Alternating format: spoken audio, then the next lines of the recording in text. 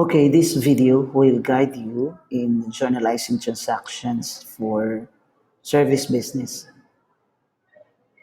I have here two documents. I will be using an Excel, and in this file, you can see representations of the journal sheet. This contains the information that normally we use when we record transactions in the general journal.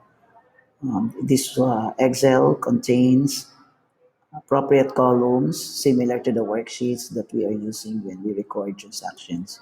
The first column is labeled with date. Second column is where we write the particulars. This is where the debit and the credit are written.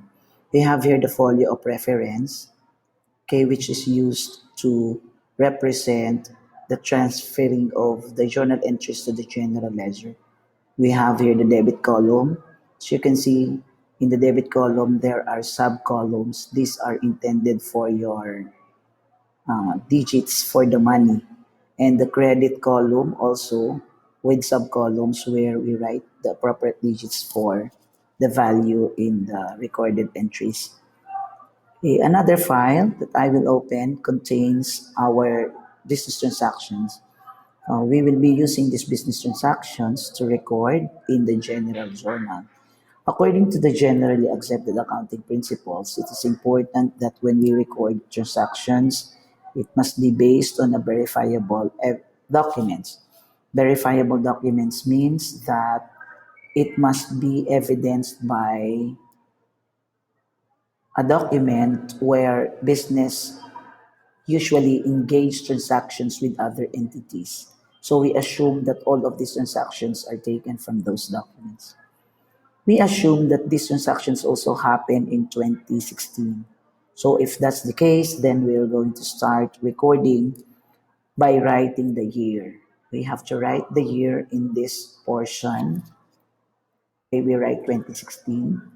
We will be writing the year of the transaction only once. The second appearance of the year will already be on the next year, which is January 2017. Okay, next to that is writing the month of the transaction. Okay, the month of the transactions is written under the sub-column under the date. And we will only be writing June, the month, once in a page. So we assume that this portion, okay, is the first page of our journal. Okay, and then we write the date, June 1, on the next sub-column under the date. Okay, now we are ready to enter the debit for this transaction. The owner invested cash, so therefore the business received cash, and that received cash causes your assets to increase. And to increase an asset is to debit that account. Therefore, we will be writing under the particulars cash on hand. Okay, in writing the debit entry, you will notice that there is no indentation. It must be directly written beside the vertical line on the particular column. Okay, and then we will be writing the amount in the provided sub-columns, money columns for the debit. The amount is 123,000. There is no centavo column, therefore we'll be writing a dash. Okay, after writing a dash, we'll have to write the amount exactly in this prescribed column. So that is 123,000. And then you write sign of peso. Sign of peso in the debit column should only appear once in a page. It must be written where the first amount appears in the column. Since this is our first entry for the debit, that amount, 123,000 pertaining to cash on hand, should contain the sign of pesos. That's our first debit entry. Now that we are done with the debit, we will proceed with the credit. The credit in this transaction is an investment of the owner. That investment causes your owner's equity to increase. And as per the rule, in order to increase the owner's equity, we have to credit the amount. In that case, we will be using the owner capital owner capital to represent the investment of the owner. Since there is no mention of the name of the business, no mention of the name of the owner, then we will be using owner for that matter. Then we'll be writing the same amount as we have done in the debit column.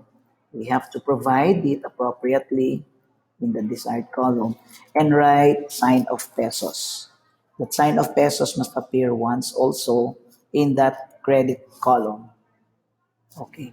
And then there is a need for us to provide simple explanation to this entry. The explanation must be taken from the transaction itself. We know that this is the investment of the owner, and we have to start with the phrase to record investment of the owner. So that is our first journal entry. What are significant things to remember when writing journal entries? You have to write the debit account first, and it must be flush left in the particulars column. It must be followed by your credit account with approximately one half of an inch indentation. The last one of which is your simple explanation. As much as possible, make your explanation as simple as possible. A one-liner explanation to provide for each entry is desired. If in case that you will be providing a lengthy explanation, make sure a two-liner explanation would be limited. And then ensure that they are aligned on that indentation. Now that we're done with the first transaction, we will now be recording the second transaction, which happens on June 2. Okay, we will no longer be writing the month because month only appears once in a page. It is where the first journal entry is written. Then you have to provide one space to separate one entry from the other entry, which means that one transaction must be recorded separately from the other transactions. Now that we have our June 2 transactions, we wrote 2, and then we debit the account in these transactions that the business paid. Okay, the business permit, paid business permit. That business permit is represented by an account title, taxes and licenses.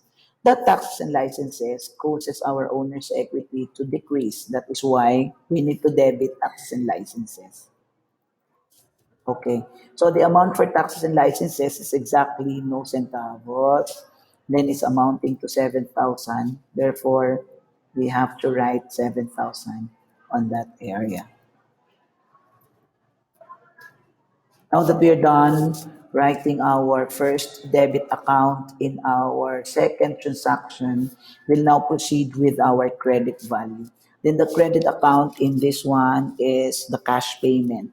We use cash to pay for the business permit, and therefore that payment of cash causes our assets to decrease. And to decrease an asset is to credit the account. So we will credit cash on hand. The same amount must be written appropriately in the credit column. You will notice that we did not write anymore the sign of pesos because that is already the second appearance of the amount in that particular column. Remember, as mentioned, we only have to write the sign of pesos once in a column. Okay, to provide for an explanation is to record payment for business permit. As simple as that. Now that we are done with the second journal entry, we'll now proceed with the third journal entry, which happens on June 3. You have to provide June 3, okay, by writing the day of the month, okay, with one space separating the June 2 and the June 3 transaction. We will analyze transactions on June 3, which happens to be a payment for 3 months advance, the rent of the office space. So because this is an advance payment, we consider that as a prepaid account. So prepaid expenses are considered assets, and to increase an asset arising from an advance payment of the rent, okay, should be debited. We need to debit that because we have to increase asset. The account that we will use is prepaid rent. Prepaid rent is equivalent to 9,000, so we'll have to write it appropriately. Okay, so that's 9,000. And our credit value is also an asset in a form of cash. And to decrease an asset, once again, is to credit the account, cash on hand. The same way, it must be done like that in the credit column, 9,000. Okay, and the explanation to this one is to record payment for advanced rent. Simple as that. Now, in writing an explanation, it probably varies from one bookkeeper to the other, in as much as you will be getting the informations from the transactions itself, then that's allowed. Okay, now we are recording the four transactions that happened on June 5. So we will be writing June 5. And that pertains to rendering service to a client and receive 65,000. We received an amount of money, therefore we increase an asset by debiting cash on hand. So we debit cash on hand amounting to 65,000. Just the way we have written a while ago, the amount must be written in the desired column of the debit side. And then this is rendering service. Therefore, we are increasing our owner's equity through revenue. And we will be using service revenue as an account title. Service revenue causes our owner's equity to increase. That's why we need to credit service revenue, crediting the same value of 65,000. This is to record service rendered on cash. That's all. Let us assume that we are already done and we already have written the transactions appropriately in a page and there is no more available space for us to write on that page. We will now be using the other page of our journal, and in this particular procedure, we have to ensure that we have written again on top of the page the date, the particulars, portfolio of preference, the debit, and the credit. Just the way we have done it in the previous page. Okay, this time we will no longer be writing the year.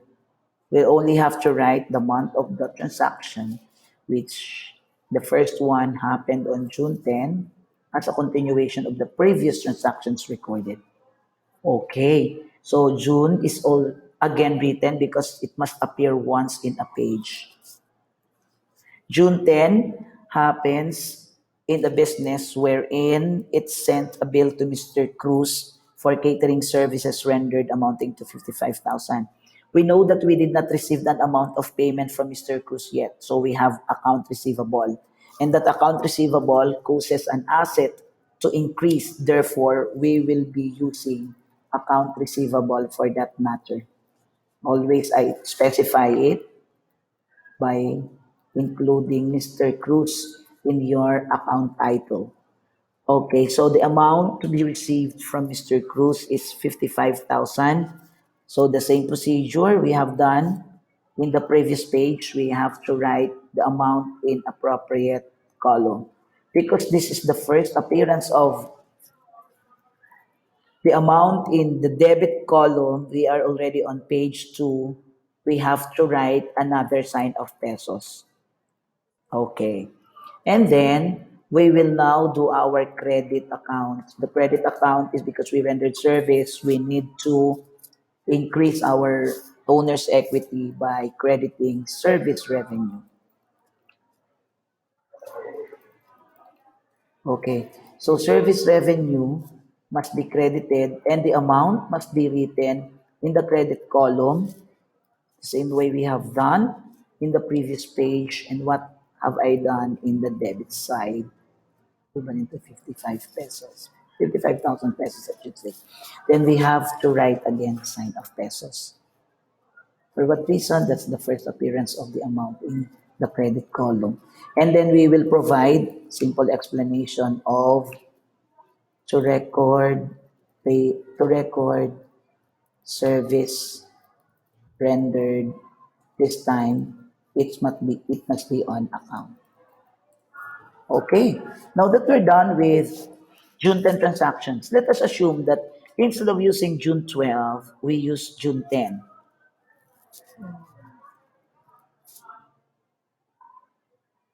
Just making use of some other procedures. So when the next transaction happens on the same day, we will not be writing the month. We will not also be writing the date. We just have to separate the entries with a space. You provide the debit account, okay, after providing one single space.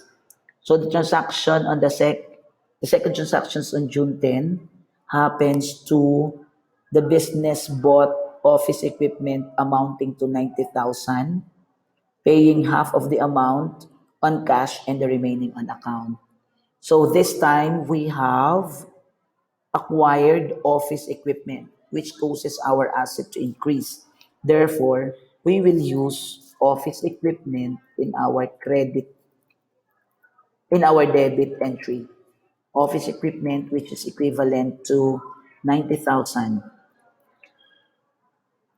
Okay, we have 90,000 there.